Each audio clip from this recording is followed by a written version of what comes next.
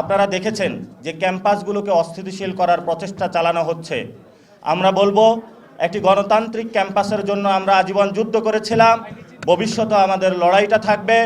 জাতীয় নাগরিক পার্টি বাংলাদেশের সকল ক্যাম্পাসে গণতান্ত্রিক পরিবেশ নিশ্চিত করার জন্য সরকারের কাছে অনুরোধ জানাচ্ছে এবং সাথে সাথে যদি কেউ গণতান্ত্রিক প্রক্রিয়া ব্যাহত করার জন্য যদি কোনো প্রচেষ্টা চালায়, আমরা ইনশাআল্লাহ রাজপথে ঐক্যবদ্ধভাবে থাকব তাদেরকে প্রতিরোধ করার জন্য।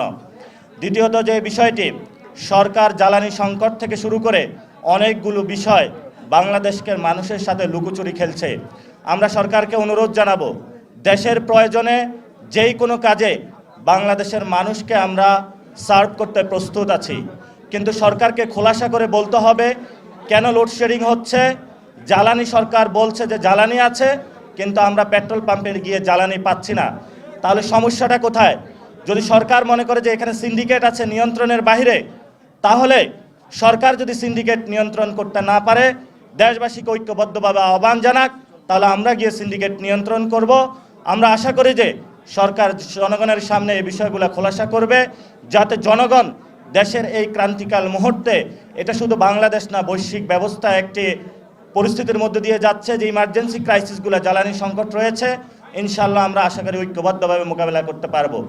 সাথে সাথে বিভিন্ন জায়গায় এসএসসি পরীক্ষার্থীরা আমাদেরকে ফোন দিচ্ছে যে লোডশেডিংয়ের কারণে তারা পড়াশোনা করতে পারছে না, তাদের পড়াশোনা ব্যাহত হচ্ছে, পরীক্ষার জীবনযাত্রা ব্যাহত হচ্ছে। এবং মার্কেটগুলোতে দেখেছি আমরা যে আমাদের অর্থনৈতিক ব্যবস্থা নিম্নমুখী হচ্ছে, জনগণের নাবিশ্বাস উঠছে, দ্রব্যমূল্যের দাম বাড়ছে। সেই জায়গায় আমরা এটাও চুপিসারে শুনতে পাচ্ছি সরকার মুদ্রাস্ফীতি নিয়ন্ত্রণ করা তো দূরের কথা, সেখানে শুনলাম আমরা নাকি বাংলাদেশ ব্যাংক থেকে হলো গোপনে গোপনে সরকার নোট ছাপাচ্ছে। তো সরকার যদি ফাইন্যান্সিয়াল ফিসকাল পলিসি থেকে যেটা আসতেছে আগামী অর্থ বছর, এই সময়ে যদি এটা নিয়ন্ত্রণ করতে না পারে, দেশের সংকটগুলো যদি নিয়ন্ত্রণ না করতে পারে, গণতান্ত্রিক পরিবেশ বাংলাদেশের ক্যাম্পাসগুলোকে নিশ্চিত করতে না পারে, তাহলে অবশ্যই সরকারকে জবাবদিহিতার জায়গায় অবশ্যই আসতে হবে। এই জন্য মাননীয় প্রধানমন্ত্রীকে আমরা বলবো, আপনার মুখ খোলা শুরু করুন। আমরা আপনার কাছে জবাবদিহিতা চাই। আপনি যেই কাজটি করেছেন, অ্যাকশনের আমরা রেজাল্ট দেখতে চাই। আপনি বলেছেন সোশ্যাল সেফটি নেটসের আওতায় বাংলাদেশের অনেকগুলো মানুষকে বিভিন্ন খাতে কার্ড দেওয়া হবে। আমরা এটাকে অভিনন্দন জানাচ্ছি, কিন্তু সেখানে যে টাকাগুলা আপনি ব্যয় করবেন, সেটা বাংলাদেশের যে বাজেট রয়েছে কত % ব্যয় করছেন, সে টাকাগুলো কোথায় থেকে আনবেন, সেটাও জনগণের জানার অধিকার আছে। এবং পার্লামেন্টে সরকারি দল বিরোধী দল আজকে যে আলোচনাগুলো করছে, এগুলো দেখে আমরা হতাশ। জনগণ আইন প্রণয়ন করার জন্য আপনাদেরকে পাঠিয়েছে, সেখানে যারা মানুষগুলো শহীদ হলো, জুলাই আহত হলো, সেই মানুষগুলোর একটি বড় দাবি ছিল যে বাংলাদেশে আমাদের হসপিটালগুলোতে অ্যাক্সেস থাকবে, এডুকেশনে অ্যাক্সেস থাকবে, নতুন নতুন আইন তৈরি হবে, যে আইন তৈরিগুলোর মধ্য দিয়ে আমরা একটি নতুন বাংলাদেশ দেখতে পাবো। কিন্তু সরকার সেখানে গিয়ে আমরা দেখলাম কি, বিরোধী দলকে একবার হলো হাস্যোজ্জ্বল মুখে হলো সমালোচনা করে, আবার হলো সরকারি দলের মধ্যেও সরকার হলো কখনো কখনো চুপ করে থাকে। আমরা আশা করব এই যে আমাদের যে সংকট রয়েছে, এই সংকট থেকে ইনশাআল্লাহ আমরা ভবিষ্যতে উত্তরণ করতে পারবো। এবং আমাদের সেন্ট্রাল কমিটিও আমরা গুছাচ্ছি। আমাদের দল এখন ডে বাই ডে বাংলাদেশের ইনশাআল্লাহ তৃণমূলে যাচ্ছে।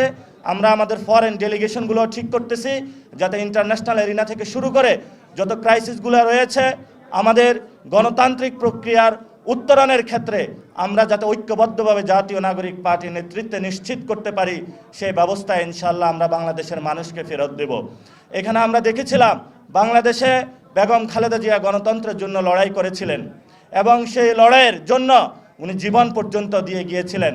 কিন্তু আমরা এখন যেটা দেখছি, বেগম খালেদা জিয়ার যারা সন্তান রয়েছে, বেগম খালেদা জিয়ার অনুসারী দাবি করে, ভুয়া অনুসারী দাবি করে, যারা গণতান্ত্রিক প্রক্রিয়াকে বিনষ্ট করার জন্য বাংলাদেশে নতুন করে ষড়যন্ত্র করছে, আমরা তাদেরকে বলবো, অতীত স্মরণ করুন যেদিন আপনি রাজপথে গুলি খেয়েছিলেন, অতীত স্মরণ করুন যেদিন আপনি গুম হয়েছিলেন।